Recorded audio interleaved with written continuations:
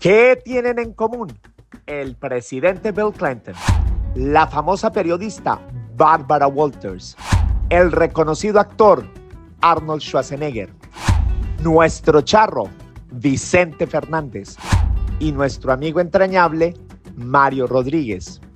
Todos, absolutamente todos han pasado por una cirugía a corazón abierto. Bienvenidos a esta charla de corazón a corazón con nuestro amigo cardiólogo Genaro Vilanova. Cuidemos la salud de nuestro corazón. Hay amigos entrañables, Mario. Hay amigos entrañables que después uno descubre por qué Dios nos ha puesto en el camino. Y recuerdo de San Francisco Tour nos ha traído gente de Costa Rica, Panamá, Venezuela. De toda América y también países de habla hispana como pues, Sí, España. Solamente creo que nos falta un país de habla hispana. ¿Cuál sería? Guinea Ecuatorial. Guinea Ecuatorial, que hemos tenido conversaciones, Sí, pero no hemos tenido es el visitantes de único allá. país, yo creo, de habla hispana que nos falta que nos visite. Y hoy yo quiero honrar la presencia de un amigo argentino, Marcela y Genaro. Qué bonito que Dios nos conectó en San Francisco, nos ha puesto juntos. Genaro, yo quiero honrar hoy no solamente la amistad y esa conexión bonita que hubo hace un tiempo cuando ustedes visitaron San Francisco, particularmente tú y tu esposa Marcela, y ese tour fue a cargo de Mario. Ah, sí. Y yo nunca los olvido. Y ahora la vida nos pone, Genaro, en una situación como la de Mario, y yo te he querido extender una invitación, amigos entrañables, porque tú eres cardiólogo.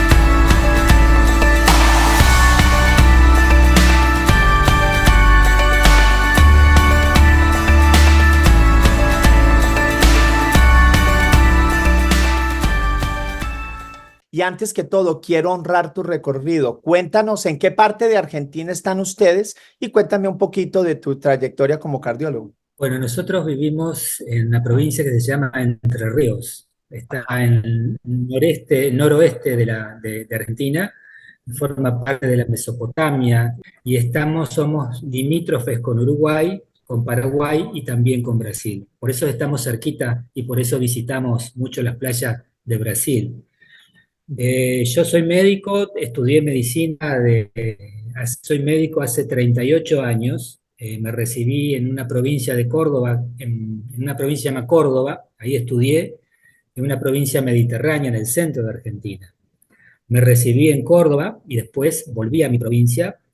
Yo vivo en la ciudad de Paraná, que es la capital de la provincia de Entre Ríos. Paraná, Argentina, porque sé que hay Paraná, Brasil. Hay Paraná, Brasil. Soy médico hace 38 años, me recibí en diciembre del año 86 y después me especialicé en la parte de cardiología clínica. Hice un año de clínica médica y después empecé con la cardiología y hasta ahora sigo como médico cardiólogo clínico, atendiendo, tengo un consultorio donde atiendo pacientes y también teníamos una clínica donde internamos los pacientes y hacemos todos los procedimientos. Yo hago la atención clínica, no soy cirujano. Después está la especialidad dentro de la cardiología, está la especialidad de la cirugía cardiovascular y la hemodinamia, que hace otro tipo de intervenciones también. Yo hago la parte clínica, la consulta con el paciente cardiológico. Oye, gracias por compartir con nosotros esa trayectoria. Mira, a mí me parece que no es coincidencial que estemos hablando contigo, que eres argentino, porque Argentina, y aprovecho porque es que esta charla la ve mucha gente de toda Hispanoamérica, es que Argentina tiene un aporte a la parte cardiológica inmensa. ¿Qué significa para ti como argentino y como médico cardiovascular el nombre de René Favaloro? El doctor Favaloro fue el pionero fue pionero en muchos aspectos. Yo lo que más admiro de él es su trabajo como persona. Él empezó y tuvo durante muchísimos años como médico rural. Él atendía en un pueblo y era el médico del pueblo. Él iba a atender a cada uno de los pacientes a su domicilio, aparte de atender en su consultorio. Y él se forma como médico y como persona en ese lugar, en Jacinto Ríos. Un poblado de la provincia de Buenos Aires. Y después de eso empieza su trayectoria como médico. Él se traslada a Buenos Aires, posteriormente se traslada a Estados Unidos. Y ahí empieza su carrera como médico cirujano. Él, después de muchos años de investigación, desarrolla la técnica del bypass, que después se transforma en algo mundialmente conocido. Pero lo que yo más destaco de René Favaloro es su formación como persona. ¿Qué es lo que te hace? Es lo que hace la diferencia entre un muy buen médico y un excelente médico. Hay muchos buenos médicos que no son tan buenas personas o que no saben ser buenas personas. Y Sí. si no sos buena persona, no podés ser un buen médico. El médico tiene que conectar con el paciente, si no, no podés llegar a ser un buen médico. Te entiendo.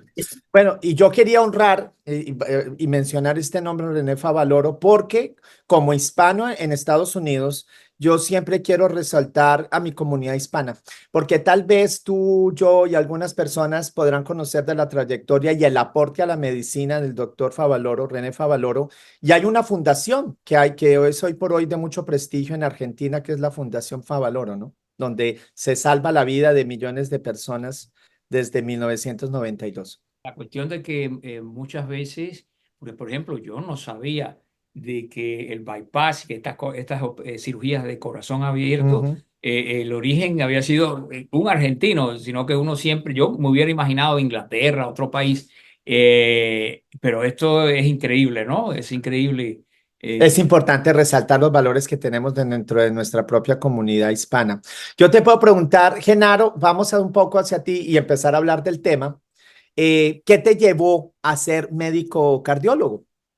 ¿Cómo llegaste a esa residencia? Mira, en mi familia no había ningún médico y yo Ah, de chico siempre me inclinó, me interesó la medicina, el curar, el ver enfermedades, el curar pacientes, y fue algo que siempre estuvo en mí desde muy chico.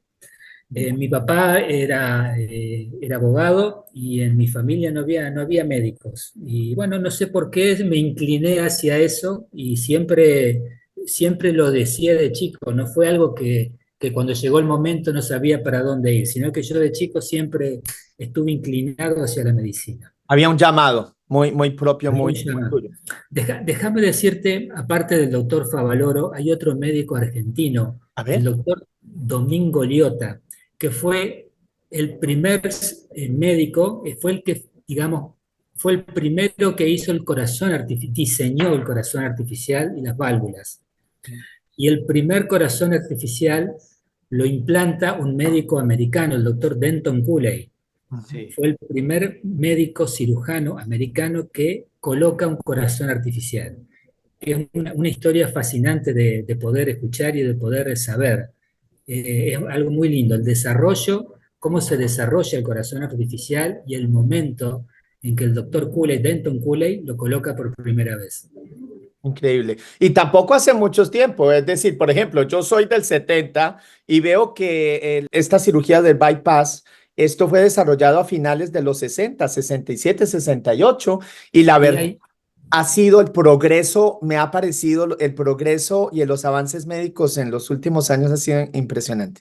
hay una revolución dentro de la medicina que se comienza en la década del 60, del 70, no solo con las técnicas quirúrgicas, sino con los fármacos que empiezan a aparecer y cambian notablemente el tratamiento de la enfermedad coronaria. Hay un vuelco muy importante que aparece a partir de la época, en la década del 70, y ahí la medicina da un avance muy grande hacia adelante. Coincidiendo, yo creo que el gran avance que ha tenido el siglo pasado y ahora, sin duda, es la comunicación, Ujú. los avances tecnológicos, sobre todo en la comunicación. y eso ha generado un cambio vertiginoso al cual uno tiene que adaptarse. Total. Y esa falta muchas veces de adaptación genera un cambio dentro de la persona, genera un estrés al cual no estamos preparados y es el inicio de los problemas de los cuales después vamos a hablar. Igual, ya estás mencionando varias cosas. Por cierto, vamos a hablar, somos amigos y creo que lo mencionamos al comienzo de esta conversación y sé que entre amigos nos hablamos de tú, pero con todo respeto voy a cambiar al doctor. Ahora ya no vamos al Genaro, vamos al doctor Dale, Villanova. Y quisiera cambiar a una consulta, aprovechando que tú has mencionado las comunicaciones y hacer esta una consulta telemédica.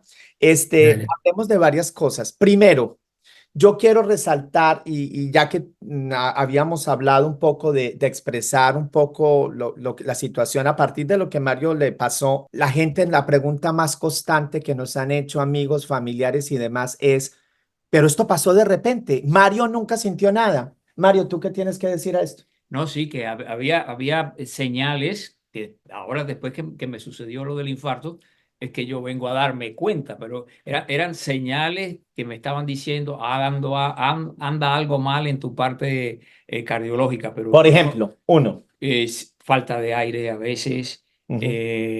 cansancio, me daba Dos. dolores en el pecho, al cual yo decía, no, pueden ser gases. Tengo una amiga doctora que me decía, tienes que verte el corazón, tienes que verte el corazón, y yo no prestaba atención Se porque puede confundir mucho los dolores de la angina de pecho, esos con gases, porque la explicación de Mario todo el no, yo tiempo siempre era decía, tengo no, es el gas. diafragma que me comprime, y entonces, ¿Qué dice, ignorancia. qué dice usted a eso, doctor? Eh, yo siempre le trato de decir a los pacientes, uno tiene un bien muy preciado, que es la salud, Ujú. y uno no es consciente de la salud o no la cuida hasta que la pierde.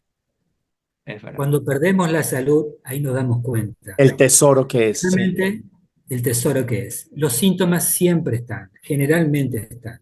A veces pueden no estar, pero como recién Mario relató una serie de síntomas muy característicos.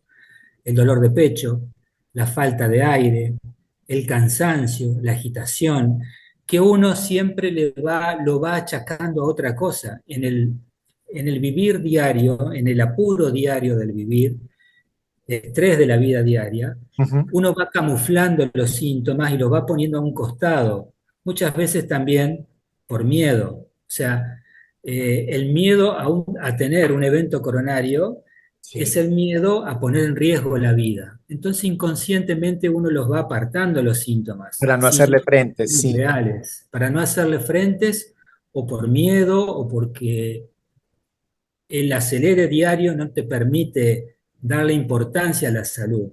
Bueno, a Hasta que veces uno no para y la vida te para. Y el corazón dijo hasta ese día, ese finalmente la sábado vida, 18 de enero, el corazón de Mario dijo, hasta acá no más. hasta acá llegamos. Generalmente la enfermedad coronaria va dando avisos. Los síntomas que tuvo Mario son síntomas, pero que también pueden atribuirse a otros aspectos. Pero hay algo importante. La edad de Mario, no solamente los síntomas, sino que uno está dentro de un contexto de una persona. Vos, Mario, ¿cuántos años tenés? 62. 62. Sí. Bueno, es la edad donde con mayor frecuencia aparece la enfermedad, no solo la enfermedad coronaria, sino la enfermedad aterosclerótica en general, Ok. que se produce mayormente en la parte coronaria. Entonces, no es que son síntomas aislados que se dan en una persona que tiene 20 o 30 años, son síntomas indicativos de una enfermedad en una persona de 60 años. Lo primero que uno tiene que descartar y pensar es que son síntomas de la parte cardiológica. Entonces, Perfecto. partimos de esa base. Había otro síntoma que no sé qué tan frecuente es, y es que estoy partiendo del ejemplo de Mario como para extender y que muchos de los que nos escuchen esta conversación, había otro síntoma que se presentaba inflamación de los pies o los tobillos. Se puede Eh, presentar es siempre indicativo de algo circulatorio. no, sí, la inflamación de los pies, de los tobillos principalmente del pie, cuando es de origen cardiológico, es cuando ya hay una enfermedad cardiovascular avanzada, cuando un corazón dilatado, que no está funcionando bien, entonces se empieza a aumentar la presión, sobre todo en la parte distal, pero no es un síntoma típico de la parte coronaria. Ah, Los ok. síntomas, los síntomas coronarios son un poco lo que refirió Mario. Al principio se pueden presentar ante un evento de un esfuerzo, haciendo una actividad física, subiendo una cuesta con peso. Uno siente por ahí como una sensación de malestar en el pecho. Otras veces uno siente una opresión, que es el síntoma característico. El síntoma típico es la opresión en el pecho, uno siente como que alguien se sienta arriba del pecho. Al Muchas final, veces el dolor se va al cuello, a la espalda, a los hombros. la Tiene Ajá. mandíbula, distinta la mandíbula. modalidad. A El la último día, carretilla, el día que se presentó el infarto, yo sí sé del síntoma de la mandíbula porque tuve un familiar y cuando dije, si yo hubiera sabido eso, Mario no lo expresó, pero mandíbula, este dolor no creo que sea tan frecuente en otra sintomatología. Creo que cuando el dolor llega hasta acá, doctor, díganos que eso hay que salir para el hospital, ¿no? Digo yo. siempre hay que salir para el hospital, nunca hay que quedarse con la duda, porque puede que no sea nada, como puede que estés frente a un evento coronario. Y lo más importante de un evento coronario es tratarlo dentro de las primeras horas. Es como una herida.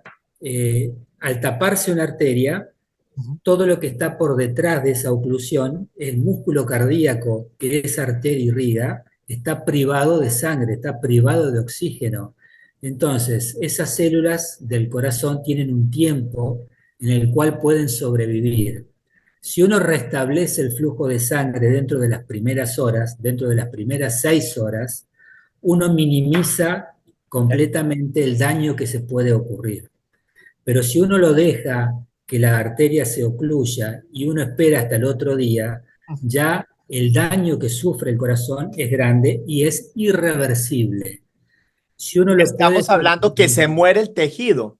exacto, el tejido, el corazón, esa parte del corazón irrigado por esa arteria que tapó, se Mm. muere y es reemplazado por un tejido fibroso que no cumple las mismas funciones que cumple el tejido del corazón. Entonces, cuanto uno más rápido pueda restablecer el flujo de una arteria dañada, minimiza más el riesgo. ¿Me entienden lo que les Sí. digo? Una Entonces, pregunta. Hay otra pregunta porque hay muchos términos. ¿Qué diferencia hay entre ataque al corazón, preinfarto e infarto? Y yo quiero saber, entender si los primeros síntomas, Mario, ¿será que le alcanzó a dar un infarto? ¿Fue un preinfarto? Mario, ¿cuándo empezaste tú a qué horas? Estabas en un tour y esas eran como las 5:30 Como a las 4 de la y tarde. ahí empezaste a Sí, sentir. entonces yo me tomé una aspirina. ¿Eso es bueno? Sí, me tomé una aspirina, ¿no? Cuando llego al hospital es que me dicen, ya en la noche, es que me dicen, no, tuve un heart attack, o sea, un ataque al corazón. Me imagino que eso, la traducción es como un infarto, Sí. ¿no? Pues no te Eh, dejemos que el doctor nos explique si hay alguna sí, diferencia en, no sé, entonces en esas tres, heart attack, sí, infarto, preinfarto. son distintas, a veces son distintas maneras de llamar a lo mismo. Mm. Cuando hablamos de infarto es cuando la arteria se ocluye en un 100%. La arteria se tapó y produjo el infarto, se ocluyó en un 100%.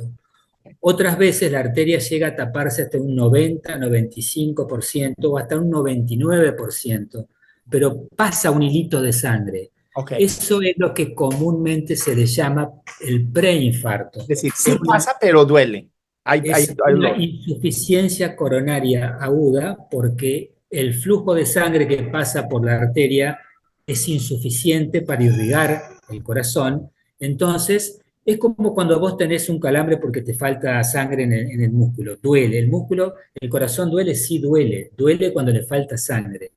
Entonces, cuando la arteria se va ocluyendo, se va tapando, generalmente con que pase un poquito de sangre es suficiente, pero a veces la arteria se tapa tanto, se tapa, como te digo, entre un 90 y un 95%, que el flujo de sangre es insuficiente. Y ahí aparece el síntoma. Cuando uno hace un esfuerzo, el corazón es como el motor de un auto. Vos imaginate que estás con el motor en reposo, el corazón en reposo, la frecuencia cardíaca en 60 por minuto, 70 por minuto, el motor está encendido, pero no está corriendo. Entonces el flujo de sangre que necesita es poco. Ahora, Si vos te pones a correr, el corazón se acelera. En vez de 70 por minuto va a pasar a 100, 110, 120. El flujo de sangre o el oxígeno que necesita es mucho mayor. Es como si vos agarrás el auto y lo sacás a la ruta y lo acelerás. Ok. El flujo de combustible que necesita es mayor. Si vos tenés una arteria que está dañada en un 80, en un 95%, no va a alcanzar a abastecer ese flujo de sangre y ahí aparece el síntoma, aparece el dolor de pecho. Por Entiendo. eso tal vez Mario, cuando estaba haciendo su trabajo, que estaba manejando, estaba prestando atención Al subir al unas escaleras. Un tráfico, momento, subió unas Unas escaleras escaleras y ahí por fue el Golden donde- en las Gate. escaleras, en ese momento el corazón de él se aceleró por el esfuerzo que le estaba haciendo, entonces necesitó mayor flujo de sangre y la arteria dañada no lo pudo ofrecer. Ahí le apareció el síntoma. Si él se queda quieto, generalmente cuando aparece el dolor, automáticamente uno se para, instintivamente hace eso. Al pararse, el corazón se desacelera, necesita menos flujo de sangre y el síntoma se aplaca. Ok. Entonces uno dice, pasó, seguimos viaje. El hecho de haber tomado aspirina, ¿la aspirina ayuda o no ayuda? ¿Eso fue bueno, eso fue malo, eso qué? Tal vez eso lo haya salvado. ¿Por qué? Porque generalmente la arteria se ocluye en un 90, en un 95%, y en ese pequeño hilo que pasa se termina de formar un coágulo que tapa por completo la arteria. ¿Qué hace la aspirina? Disuelve el coágulo y te permite mantener ese 5% para que no se termine de hacerme el infarto. Así que la aspirina estuvo muy bien.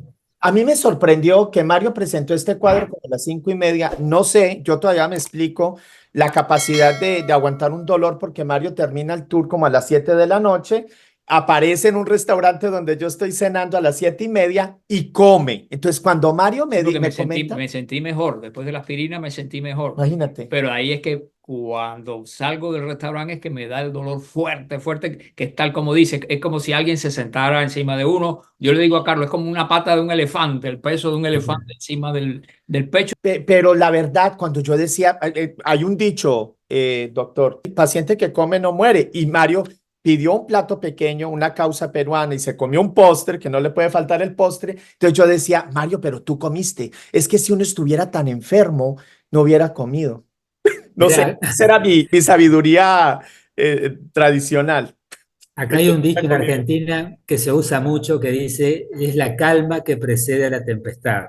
O sea, cuando uno come, pone en funcionamiento el sistema digestivo y es lo mismo, es como si uno hiciera una actividad física, el corazón se acelera y ahí pasa el dolor de pecho. Mario Ese se levantó del restaurante con y mucha dice que de ahí acidez. al coche el dolor aumentó. Sí, sí. Bueno, ese fue el momento del infarto.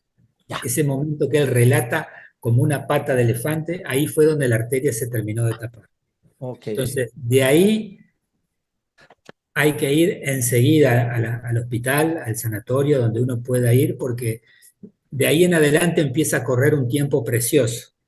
Porque cuando uno más rápido hace la consulta, mejor va a ser el tratamiento que se le pueda hacer y el tratamiento futuro, la evolución de ese problema futuro. Nosotros Entonces, somos bastante preguntones y Mario, al momento de llegar al hospital, pues yo no entendía ni cómo, pues Mario tuvo la capacidad de caminar, de presentar la documentación para que lo ingresaran, lo ingresan, yo ya no lo veo más, pero cuéntenos un efecto que hace la nitroglicerina. Esto es inyectado, esto es puesto Abajo de la boca, que a mí me causó mucho dolor de cabeza. ¿qué hace ya la te explico, la nitroglicerina? nitroglicerina es un vasodilatador muy potente. Entonces lo que hace es dilatar la arteria. Entonces una arteria que está ocluida o semiocluida, vos lo que tenés que lograr es que se abra esa arteria para que pase flujo de sangre. El objetivo acá es lograr que la arteria vuelva a funcionar. La nitroglicerina tiene ese efecto, dilata la arteria, no soluciona el problema. Es un efecto transitorio para poder mejorar el cuadro del dolor de pecho. Al dilatar la arteria, una de las causas que produce un fuerte dolor de cabeza. Por eso te pasó eso.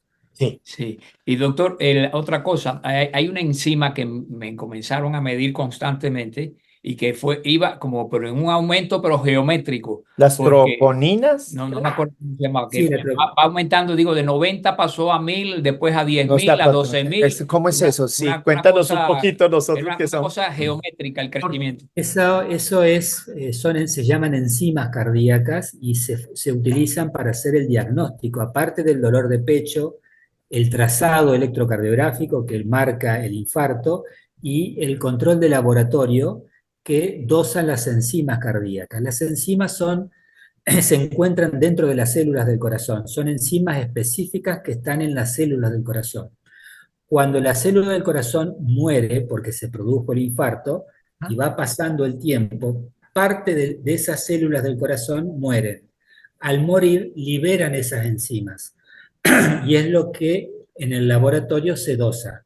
Cuando van pasando las horas, esas enzimas producen un pico. Ese Aumenta, pico pero es más exponencialmente. elevado y más rápido cuanto más rápido uno puede recanalizar la arteria, cuando uno puede abrir la arteria.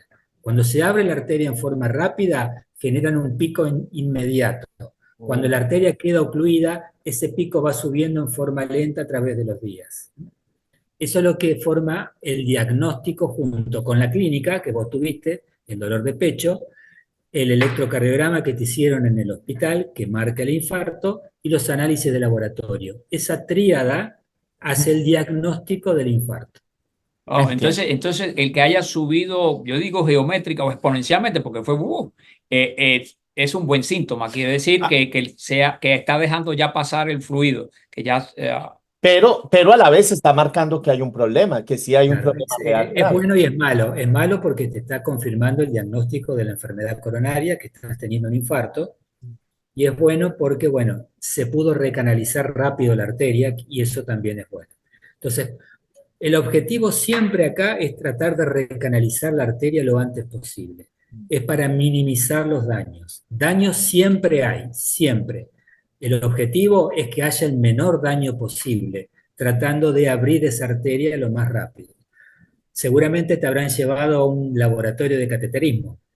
Sí, sí. pero pasó un tiempo. Aquí quiero hacer una pausa y porque está cada vez ampliando más nuestro conocimiento del tema. Tengo un familiar que tuvo infarto, lo trataron y estuvo una semana, no sé, semana y media, pero él no se dejó hacer nada más. Yo me pregunto, ¿hay infartos que terminan ahí? Y si la persona, si yo decido, porque creo que él era bastante cabeza dura y dijo yo no me dejo hacer nada, hay infartos que pueden ser detenidos y yo decido de manera personal no hacer nada más, porque mi familiar, mi tío, no se dejó hacer nada más que nosotros recordemos. ¿Qué pasa con eso de que había, pero él no se quiso hacer nada más? Bueno, depende de dónde se tape la arteria. El corazón tiene dos arterias coronarias, una que se llama la coronaria derecha, que va a la parte de abajo del corazón, y otra que se llama coronaria izquierda, que tiene un nacimiento y después se divide en dos arterias. Una que se llama descendente anterior, que va a la parte de adelante y la punta, y otra que se llama circunfleja, que va a la parte lateral del corazón. Ujú. Cuando alguna de estas arterias se tapa, dependiendo del lugar donde se tape, el daño que produce. No es lo mismo que la arteria se tape cuando nace, que ahí abarca todo el daño en el corazón, no es lo mismo que se tape en la parte media de la arteria, Ujú. porque la cantidad de músculo cardíaco que irriga es menor, o que se tape medio distalmente, porque la cantidad de músculo cardíaco que irriga es más chiquito. Entiendo. Entonces, si a vos se te tapa una arteria y la dejás y no la tratás, el daño va a depender de dónde se tapó. Mm. Ahora, el daño que se produce, como te digo, la zona que deja de estar irrigada, el corazón muere. Y ese daño es irreversible y el corazón es una bomba que tiene que inyectar un volumen de sangre. Si esa bomba se daña, ese volumen de sangre que eyecta va a ser cada vez menor Menor. dependiendo del compromiso que tenga. Entonces, nunca es bueno no tratar un infarto porque estás dañando una bomba que tiene que trabajar todos los días y a toda hora. Entiendo. Entonces, si vos no tratás un infarto, dependiendo del daño que tenga, tu corazón va a disminuir su capacidad de trabajo. Y puede llegar a pasar que disminuya tanto que el bombeo sea insuficiente para que vos puedas andar. Entonces, eso te limita tu capacidad de andar. Entonces, no vas a poder hacer un esfuerzo, te va a faltar el aire. Entonces, podés llegar a tener una mala calidad de vida dependiendo del tamaño del infarto y el daño que generó en el corazón. Entiendo. A ese ¿Se momento a entiende? Mario sí lo hacen candidato a un cateterismo que digo yo, creo que se llama una angioplastia, no Angiografía. sé, no Sí, sé. que me lo hacen y dicen, no, no hay nada que hacer sino la cirugía de corazón abierto. Se realiza la cirugía de corazón abierto que, la verdad, cuando a mí me dijeron eso, bueno, corazón abierto, pero ahí mismo que yo voy a YouTube y veo lo que es la operación de corazón abierto. Pero antes de eso, Mario, la verdad es que teníamos mucha esperanza porque nos explicaron que este procedimiento de este cateterismo o angioplastia, muchos de los casos no solamente es un tratamiento explorativo, sino restaurador. Cuéntenos, doctor, un poquito ahí, porque teníamos esperanza de que ahí Mario simplemente tuviera un procedimiento regular y a los 2 días salir del hospital. Si están disfrutando de esta conversación, espero nos regalen un like y ojalá su suscripción para poder seguir trayendo más charlas como estas. Amigos entrañables, gracias. Sí, cuando uno tiene una oclusión coronaria tiene dos caminos. Lo primero que se hace es un cateterismo para hacer el diagnóstico. Entonces uno puede ver cómo están las arterias, el lugar donde está ocluida, y muchas veces no es solamente un lugar, sino que son varios los lugares donde se producen las lesiones. No, muchas veces no es una sola lesión, sino que son 2, 3 o 4 lesiones en distintas partes del árbol coronario. Y para solucionar eso tenemos dos caminos. O se coloca un stent, que es como el resorte de una virome, la parte de abajo, ¿vieron lo que es una virome en la punta? Tiene como un resorte. Bueno, eso es similar a lo que es un stent, exacto. El stent lo que hace es, se coloca, primero se lleva un catéter que en la punta tiene un balón, un globo. Ese globo se lleva hasta donde está la oclusión, se infla y lo que hace es dilatar la lesión. ¿Me van entendiendo hasta ahí? Sí, por supuesto. Y después que uno dilata la lesión con el balón, con el globo, se posiciona en la punta del catéter el stent, que se coloca en el lugar donde se dilató la arteria. Ese stent lo que hace es como un refuerzo de la arteria para que la arteria no se vuelva a ocluir. Generalmente uno lo puede solucionar de esa manera, pero hay lesiones que no se puede colocar un stent, o a veces son varias las lesiones, entonces la opción ya no es colocar un stent, sino hacer una revascularización completa a través de una cirugía, que seguramente es lo que le ha pasado a Mario. Claro, que es lo que le llaman el bypass. La verdad es El que bypass. regresaron tan rápido, hicieron el procedimiento y rápidamente preguntamos por el resultado y cuando nos dijeron, no, ya viene el doctor a hablar con ustedes, dijimos, oh, entonces esto Sí. no se pudo solucionar con el solo cateterismo. Sí, y una pregunta, ¿el cateterismo llega hasta el interior del corazón o no? Solamente El cerca de... catéter, Sí. no, el catéter llega, para el estudio diagnóstico, el catéter llega hasta donde nace la arteria. Ajá. Ahí no Ese entra más. entra en donde nace la arteria y ahí se inyecta un contraste iodado que tiñe toda la arteria. Entonces uno puede ver la anatomía de la arteria, queda dibujada la Sí, arteria. cierto, cierto. Sí, porque Entonces, después me mostraron ya la encontraron, exacto. imagen Entonces, y dónde estaban las arterias con el problema. Sí. exacto. Ahí vos la ves porque le inyectan un contraste iodado que tiñe todas las arterias. Entonces, uno puede ver de esa manera en qué lugar está la lesión y cómo es esa lesión. Porque para poder poner un stent tiene que tener cierta característica la lesión. A veces no se puede colocar un stent, o como te digo, a veces son varias las lesiones. En una misma arteria hay una lesión arriba, al medio y abajo. Entonces, no se pueden poner tantos stent o la característica de la lesión hace que uno no pueda llegar con el stent, a colocar el stent. O a veces la arteria tiene una curva, no se puede pasar. Hay muchas circunstancias que impiden colocar un stent. Entonces, si no podemos ir por ese camino que, digamos, para el paciente es el mejor camino porque te colocan un stent y a los 2 días estás en casa. y la recuperación es mucho más rápida. El otro camino es la cirugía. Hoy en día la cirugía está muy estandarizada, los pacientes andan muy bien, pero bueno, es una cirugía cruenta, es una cirugía importante Mm. que genera miedo en el paciente, genera mucha aprensión, pero Abren el pecho y yo me imagino que de verdad a todas las personas, ya nos hemos familiarizado con la idea, pero al abrir el pecho, pues uno siempre se asusta mucho como paciente, ¿no?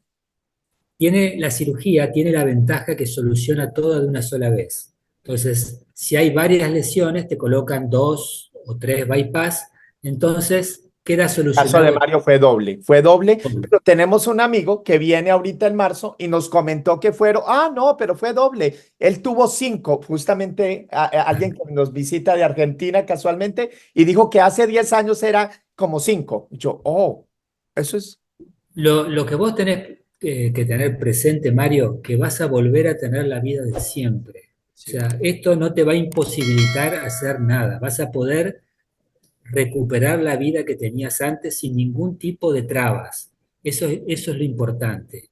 Y tenés que saber que muchas veces, al tiempo de la cirugía, uno a veces tiene cierto bajón anímico por todo lo que pasó. A veces gracias. tiene ese periodo. No en todos pasa, pero en muchos pacientes me comentan, doctor, estoy asustado, tengo miedo, a los meses de Mario la ha cirugía. experimentado eso. eh, Me ha preguntado, ¿tú crees? Y me alegra que es como si usted hubiera escuchado una conversación privada. Mario me preguntó, Carlos, ¿tú crees que yo pueda volver a ser el mismo de antes? Sí, Yo te aseguro que vas a ser el mismo de antes, sin ninguna duda, sin ningún tipo de duda. Vas a hacer exactamente lo que hacías y más, vas a hacer más, porque de ahora en más vas a tener que tener ciertas condiciones que antes tal vez no las hacía, vas a tener que tener tiempo para vos, para hacer actividad física, para hacer actividades que te hagan poner bien a vos. Priorizar. Cuando pasa una circunstancia como esta, yo creo que uno tiene que analizar, bueno, ¿por qué llegamos a esto? Ok, ¿Cuál es la gracias. causa de esto? La enfermedad coronaria es multifactorial, no hay una sola causa que te lleva a esto, hay múltiples factores que llevan a esto.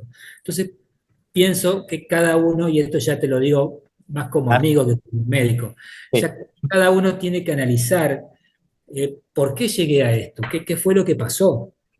Tal Pero vez hablamos rápidamente de esas causas. Primero nos han dicho cambio, por ejemplo, Mario no fuma, Mario no toma, que es uno de los factores que más contribuyen. Tercero, hemos hablado del consumo de frutas, verduras. Pues es que Mario come muy sano. Desde pequeño Mario ni Sí. siquiera la carne, de niño la masticaba y la botaba. Mario adora el pescado. Creo que Mario tiene más consumo de frutas y verduras que nosotros. Entonces, que yo mismo. Entonces, pero hay un factor, y sí lo quiero mencionar en esta charla, que yo culpo a Mario de no haberlo tenido en cuenta, doctor.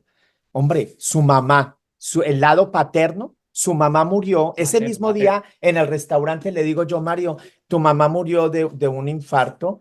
¿Qué edad tenía tu mamá? Y me mira y me dice, la mía, 62 años. Y todo tu lado materno ha padecido de Sí, enfermedades y yo coronarias. siempre he padecido de colesterol alto. Sí, y cuidándome porque yo no soy de comer cosas de comida chatarra ni cosas con mucha grasa, sino me he cuidado en ese sentido. Y soy de comer vegetales, fruta. Soy muy dulcero, eso sí, pero comer. yo también.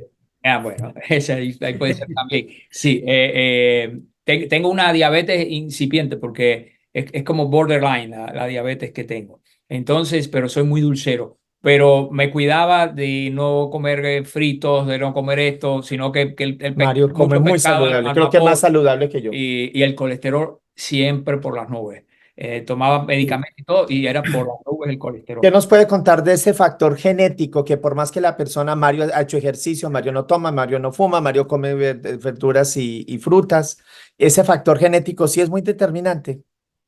Sí, en el caso del sí, porque genera se llama dislipemia heredofamiliar, en el cual los pacientes tienen una herencia en el colesterol elevado muy difícil de tratar. Entonces, eso sí requiere un tratamiento específico con especialistas en nutrición y con médicos especialistas en dislipemia. Pero como te digo, la enfermedad coronaria es multifactorial. Hay factores muy importantes como es el estrés en sus diversas causas. Sí, el estrés. Dentro de las enfermedades, la diabetes es principal causante de enfermedad coronaria, de enfermedad aterosclerótica, la hipertensión arterial, la dislipemia. Es una enfermedad que tiene múltiples causas. Por eso muchas veces uno dice, pero yo me cuido en esto, pero hay un abanico de causas que te pueden llevar a esto. Como decís vos, Estrés. Creo que el estrés también influye mucho. yo lo pongo, el cigarrillo también es una causa muy importante, un factor de riesgo muy Oh, importante. Yo pongo el estrés como la vedette de todo este problema. Nosotros nacimos en una generación donde hemos sido educados con una rigidez muy importante. O sea, nosotros estamos educados con valores, eh, siempre hemos tenido una falta de adaptación a los cambios, una personalidad muy rígida. Y eso va generando un estrés permanente, el estrés de vivir todos los días, no el estrés laboral o el estrés por alguna causa en particular, sí. sino el estrés de no poder adaptarse a los cambios fenomenales que se viven hoy en día en el mundo. Nosotros tenemos una personalidad muy rígida en la responsabilidad del trabajo, el sacrificio, el trabajar, la casa propia, el Es no trabajo. parar, no parar y no. Y Es no decir, a parar, mí me impresiona, a ver, a mí me impresiona, y esto es una charla ya privada, en el sentido de que me impresiona que yo varias veces le dije, Mario, tienes que ir a hacerte exámenes.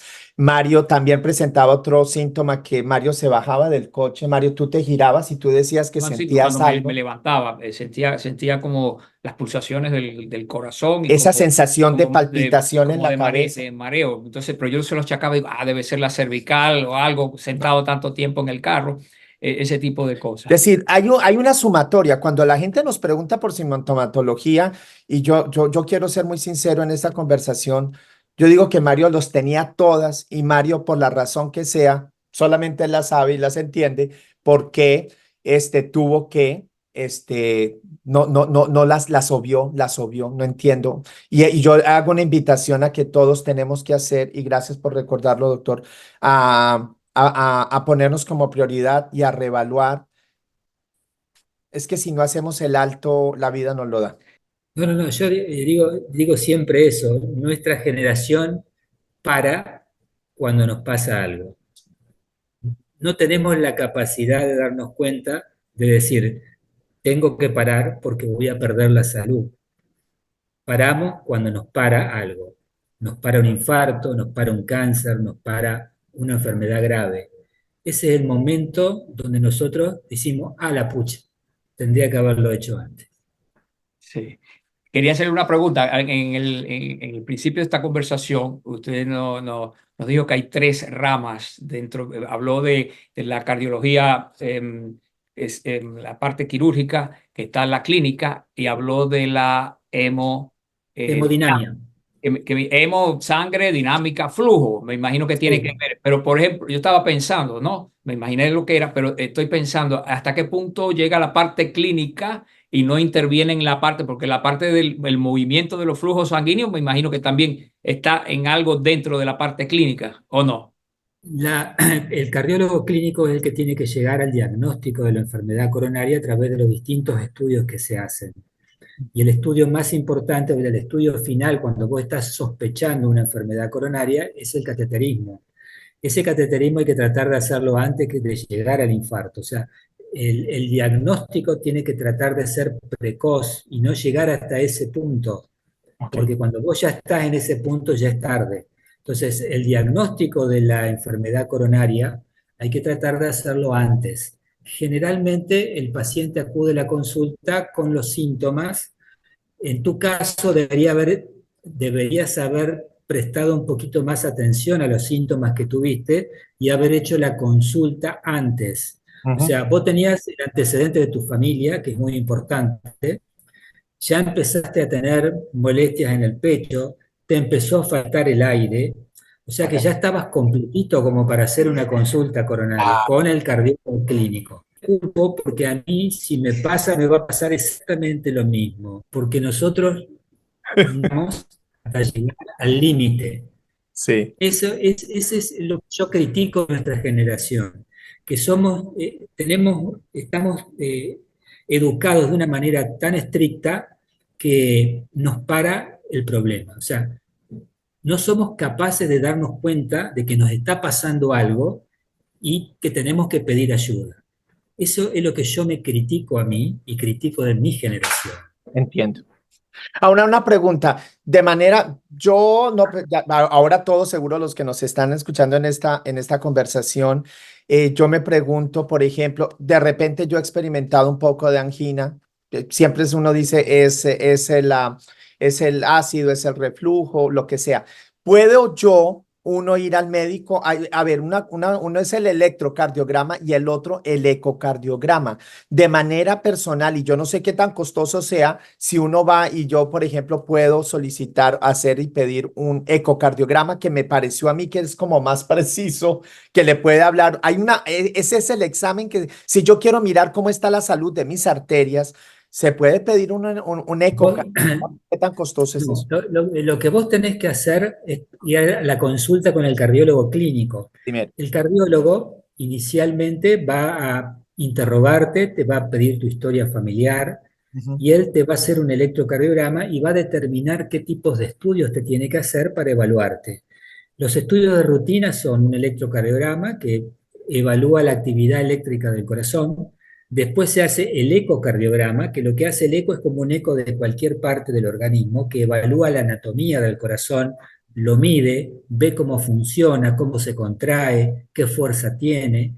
Y el otro estudio rutinario que se hace es la ergometría, que es un electro de fuerza, es el electro que se hace en la bicicleta. Entonces, con la ergometría uno reproduce un esfuerzo físico y a veces síntomas que no están en reposo pueden aparecer en el esfuerzo, como le pasó a Mario. Él, estando quieto, no tenía síntomas, pero subiendo la escalera, presentó el síntoma. Si él se hubiese hecho una ergometría, lo más probable es que le hubiese aparecido el síntoma y se hubiese podido adelantar el diagnóstico, evitando llegar al infarto. Entonces, esto es un llamado a tomar atención, a tomar el tiempo y a tomar atención y priorizar. El inicio, si uno quiere controlarse, el inicio es ir a la consulta con tu médico. Yo no sé cómo se manejan allá en Estados Unidos.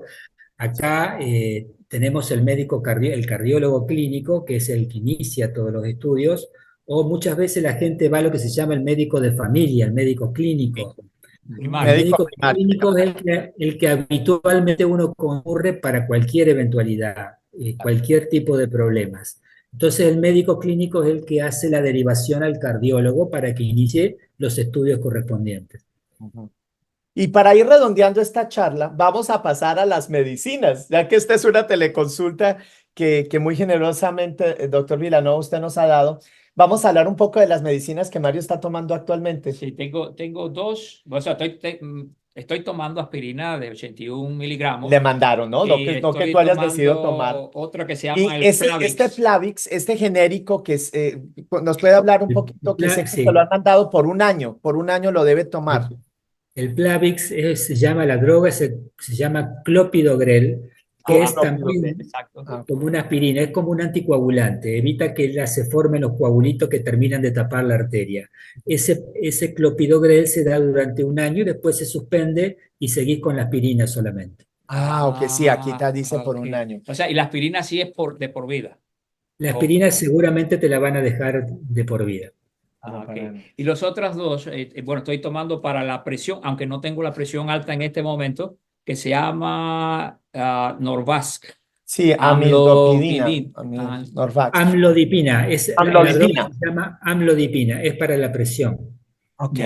Yo creo que Mario toda la vida Mario tuvo presión alta, sí, y después del COVID, la verdad lo que se presenta es todo lo contrario. Esta es una medicina, la amlodipina, que como lo dice usted es para la presión. Hemos aprendido que Mario se la debe tomar en la mañana, pero a veces si está... O sea, yo me tomo la presión, me la mido, y de acuerdo a cómo esté, está por debajo de 100, ahí no la tomo. Porque si está por encima de 100, sí, se lo baja muchísimo. No te va a bajar mucho la presión.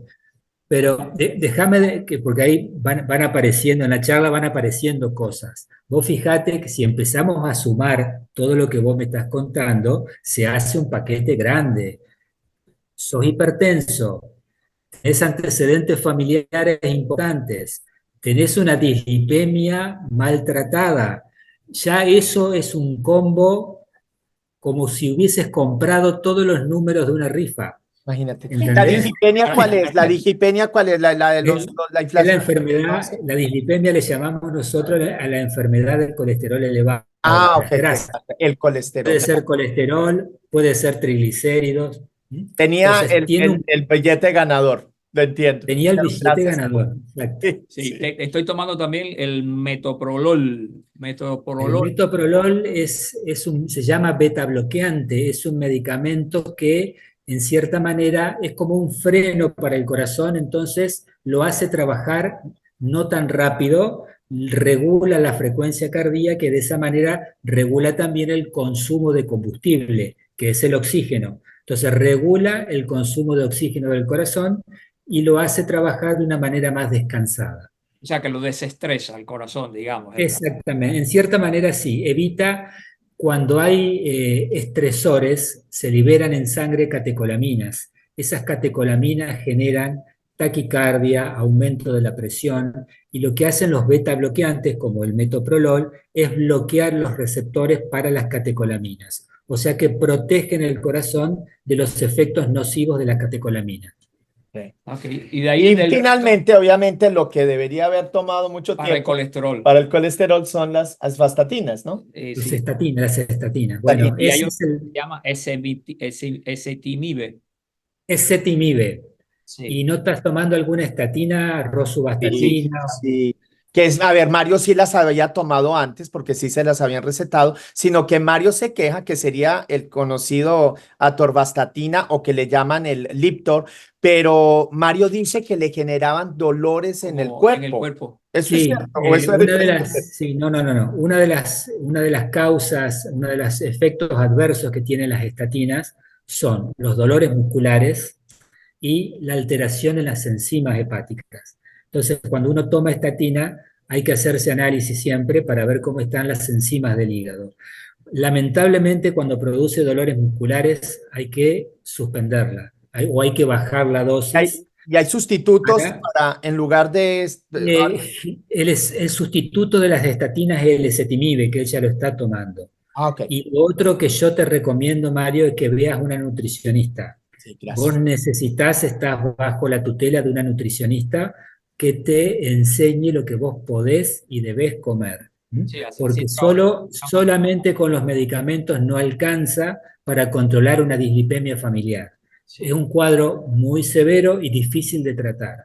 Y sí, eso es lo al cual tenés que darle más hincapié. Tenés que sí, así es. tratar ese problema. Ahora que estuve en la última consulta con el cardiólogo el día jueves, este pasado jueves, me enrolaron en un programa que tengo que ir con una nutricionista. Tal cual. Sí. Porque creo que y ya es de manera genética. Tú produces, Exacto. Y siempre ha producido colesterol alto de lo manera. otro que tenés que hacer es caminar. Tenés que caminar, caminar y caminar. Todos los días. Tenés que hacerte unas buenas caminatas. Tenés que tratar de, bueno, A veces subestimamos el poder de una caminata porque lo vemos como muy sencillo. Mario siempre ha sido de gimnasio, pero hemos aprendido que lo importante, y esta es una conversación para todos, caminar y moverse parece tan sencillo, pero tiene un efecto importante en todo el organismo. genera la actividad aeróbica es lo que mejor hace al organismo. Puede ser caminar, puede ser andar en bici. Uno tiene que buscar lo que uno pueda hacer para que lo pueda hacer con constancia, que no que dure una semana, 15 días y después se va diluyendo eso, que es lo que nos pasa a todos. Uno arranca con bríos y después eso se va diluyendo. Y después lo que yo creo que para nosotros es lo más difícil, ver la manera de cambiar un poco tu trabajo, ver la manera de aflojar un poco el trabajo o desestresar un poco el trabajo, encontrar alguna actividad que te guste hacer, algo distinto. Cada uno tiene que encontrar su camino, pero tenés que hacer cosas que te hagan distraer y te gusten. Ah. Te pongo un ejemplo. A ver. un par de años, sin querer, descubrí en la música algo que yo no pensé que iba a ser algo para mí, como un cable a tierra. A Entonces ver. empecé a estudiar música, hice un curso con un DJ y terminé pasando música en algún que otro evento No me familiar. digas. Y así que me compré equipo y tengo parlante y acá estoy todo el día con la Wow, música. qué Acá yo chévere. me despierto y se enciende la música y se apaga al final del día. Qué Qué bien. maravilla. Qué Bueno, bueno. Mario siempre ha soñado, uno de los sueños de De Mario aprender es piano. piano, porque Mario Bueno, adora la bárbaro. música Sí. clásica, adora la música La clásica. música es un desestresor muy importante, es fantástico. Te transporta en el tiempo, te hace olvidar un montón de cosas. Y si te gusta el piano, hacelo. No dejes de hacer lo que te gusta hacer. No dejes de disfrutar lo que a vos te gusta hacer, porque eso es lo que te cambia la vida. Doctor, aprovechando una última pregunta. Después de la cirugía, yo quedé con cierto temor, por ejemplo, de hacer ciertos movimientos y que pensando de que se me pudiera desprender el bypass ese que me pusieron. ¿Eso puede Claro. pasar o eso no pasa? Esos temores se te van a ir yendo con el tiempo. Dale, no te apures, la recuperación es larga. Sí. Como te digo, uno tiene que volver a tomar confianza en cómo era. Por eso te digo, la cirugía es un trauma importante que uno lo tiene que ir resolviendo. Cada uno lo mastica como puede y en el tiempo que puede. Pero ya te vas a ir soltando a medida que vaya pasando el tiempo y cuando vayas haciendo cosas que te den confianza. Por eso la actividad física es una de las cosas que te van a dar confianza y te van a sacar el miedo de que te pase algo. No te va a pasar nada, ya estás operado, ya pasaste el trance más difícil. Ahora te tenés que recuperarte físicamente y lo más importante, recuperarte anímicamente. Únicamente. Entonces la cabeza tiene que estar puesta para adelante, ¿no? No para atrás, siempre para adelante. ¿Eh? No, y muchas gracias por resaltar, porque estos son efectos que a veces de los cuales no se hablan, y es cierto que Mario pues se presentó un poco el cuadro de sentirse un poco indefenso, y yo pienso que no solamente esta cirugía, cualquier cirugía, uno empieza poco a poco tímidamente pensando que no se va a volver a recuperar totalmente y que la vida le Yo- cambia. No tengan, sí, yo creo que la vida cambia, Sí, pero pero no físicamente, cambia anímicamente. Bueno, ahora pasó algo y bueno, como te digo, es un trauma que ocurre y hay que aprender de eso. Y yo siempre digo que de las cosas malas siempre se aprende. Y bueno, esto tuviste un mal paso y ahora lo tenés que convertir en algo bueno. De ahí tiene que salir cosas para adelante. Yo Así te aseguro que tu vida va a ser la misma de siempre, no tengas duda de eso. es. Entonces, tenés que pensar para adelante. la mirada y la actitud sí cambia. La mirada, sí, esto no es algo esto es algo que deja huellas, por supuesto. Por eso te digo que cada uno lo mastica como puede. No es algo sencillo, es algo complejo, difícil de digerir muchas veces. Y bueno, hay que ir paso a paso, pero con la convicción de que estás bien y que vas a estar bien. ¿Eh? Y ya cerrando, nos han dado como pautas, ¿no? Una era la cuarta semana, sexta semana, y ya nos dieron una fecha que era como el 21 de abril, Tres donde meses. se supone, 3 meses, donde ya se supone que el esternón debe haber sanado. Mario, obviamente, no ve la hora de volver al gimnasio, sin abusar, porque No. no se puede Sí, hacer más que el cargas. gimnasio, la vida cotidiana, ¿no? De Claro. conducir, que me dijeron que a partir de la sexta semana ya sí podía conducir. Ahora, el peligro de conducir me dicen que es porque si hay un accidente, las bolsas de aire me pueden perjudicar. Ese es el motivo por el cual me dicen que no debo conducir, pero que ya a partir de la sexta semana ya puedo conducir, ya puedo, por ejemplo, dar clases, que es lo que hago Claro, también. están los Entonces, tours y él da y clases, dar profesor clases, que sustituto. ya puedo ir a dar clases. Ese La, tipo. la complejidad de la actividad que puedas hacer depende del tiempo que va pasando. Entonces vos vas recuperando de a poco, te van a ir incluyendo distintas actividades que vas a ir pudiendo hacer de menor a mayor. Entonces, con el tiempo, porque no te olvides que el esternón lo abren al medio, entonces es como una fractura que tiene que consolidar. El esternón es un hueso que tiene que recuperarse bien, porque si no, se llama queda inestable, es como una fractura inestable, entonces tiene que soldar bien. Por eso no te permiten por ahí hacer como conducir, porque el conducir tenés que mover los brazos, por ahí hace fuerza, o como vos decís, tenés un accidente y las bolsas de aire pueden pegar un golpe importante en el pecho. Entonces hay que darle tiempo que el esternón digamos, solidifique bien para que después puedas hacer tu actividad totalmente normal. Pero vas a volver a manejar, vas a volver a hacer la parte de turismo, todo lo que vos quieras hacer. Yo te aseguro que vas a recuperar tu vida normal. Muchas gracias. Bueno, doctor, yo quiero reconocer no solamente el tiempo que nos ha dedicado para esta charla, que la verdad queríamos yo estaba muy interesado en ponerle amplificadores a esta charla a partir de nosotros para que muchos también aprendan y tomen conciencia. Febrero en Estados Unidos es el mes de la concientización de las enfermedades cardíacas y su hija, que ojalá la pudiéramos tener en una charla posterior algún día, pero hay un trabajo que su hija, ¿nos puede mencionar un poco el trabajo de su hija también en el campo cardíaco y con las mujeres en embarazo? Bueno, ella, cuando hizo, acá después de que uno hace la especialización en cardiología, hay distintas ramas que uno puede elegir. Y ella se especializó en hipertensión arterial.